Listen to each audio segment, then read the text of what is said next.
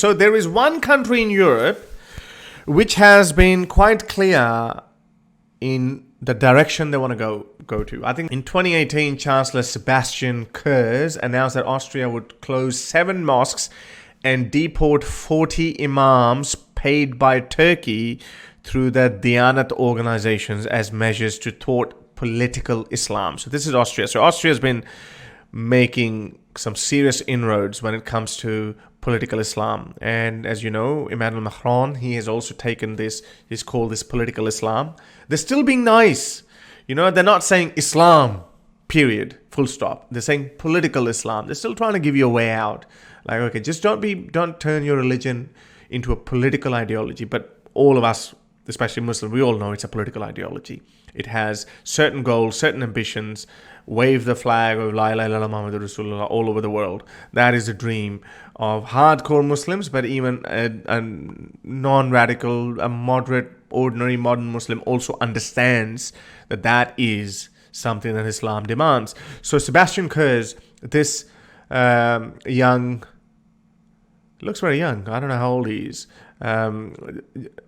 Austrian Chancellor, he took that decision, deported 40 imams back in 2018, and now they've gone one step further, and now they've actually created a map where they so let's just start. Government of Sebastian Kurz for unveiling a controversial Islam map, according to Austrian media reports. Muslim Youth Austria lambasted the government for publishing a political Islam map which identifies the locations of mosques and Muslim associations around the country. So the publication of all names, functions, and addresses of Muslim institutions and that have been read as Muslim represents an unprecedented crossing of boundaries.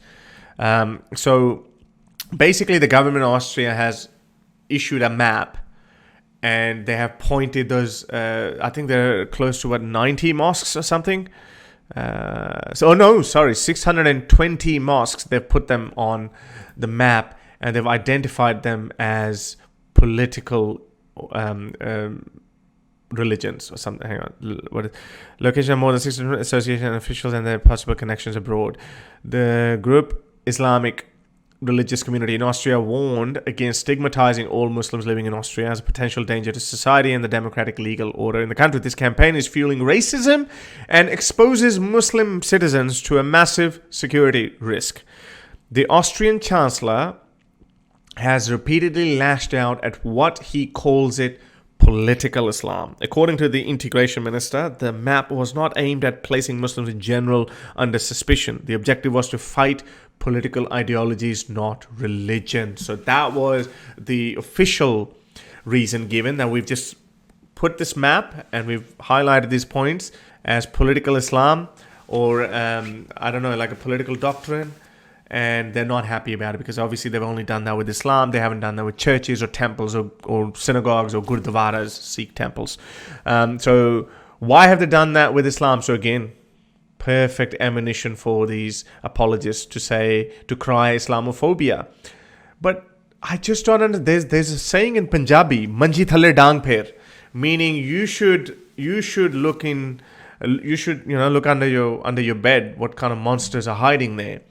Because the political Islam is a reality. Wherever we see problem between Western values versus people coming from Muslim countries, it's all political. We have these regions in England where people walk up in the middle of the night and they harass couples that you shouldn't be, fornicating. This is against Sharia. This is against law, God's order. They would go to people and say, you shouldn't be drinking alcohol, etc. Yes, not every Muslim is doing that. But this is fueling, and then that could, what if someone gets punched in the face, and then it could just get out of hand very quickly. So there is a clear clash of two value systems. One is authoritarian and very archaic. The other one is very modern and secular. And this other Western system is working with almost every other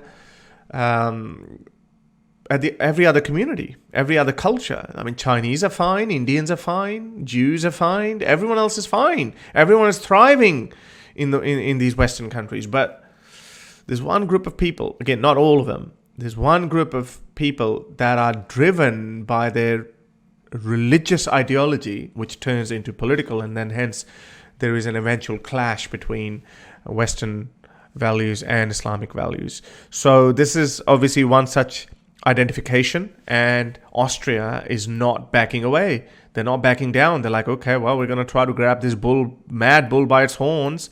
Yes, these kind of actions, when a state takes these actions, they can have some sort of repercussion. So unfortunately, there could be some anti-Muslim bigotry.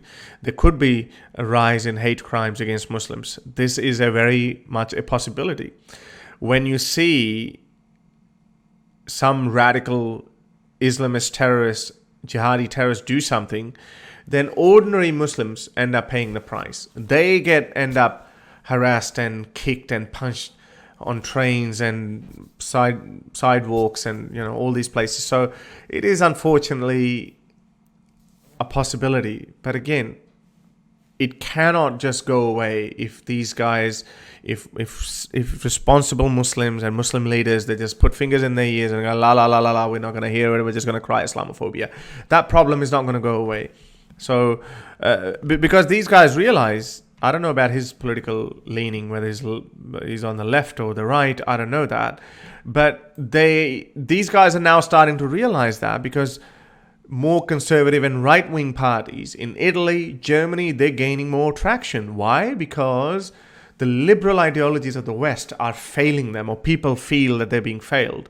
When they see these sea of migrants, and then not only just that, instead of being grateful for being given a safe space in Paris or in Berlin or in Germany, they say, well, they just end up, not all of them, they see a rise in sexual violence against women, Western women. They're like, well, what?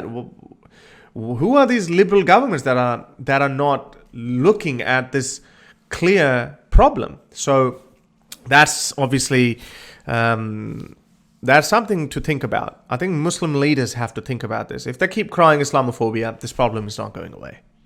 Calor Rapper is saying the New Testament abrogates the Old. Well, okay, maybe where there's conflict, but not every thing is in conflict. Not every teaching is in conflict with the Old Testament. And besides, how convenient. Okay, God sends certain commands and rules, and then he's like, okay, well, let me rethink about it. Like, I'm going to send myself, going to get crucified for the original sin, for all of you, for your sins. And then this is the updated draft. This is the final draft, guys. And then again, lo and behold, he actually couldn't hold on to it. Then he sent another draft in the form of the Quran. So, nah, sorry, guys. It's not very believable. To help me produce more videos like these, support me on Patreon or PayPal.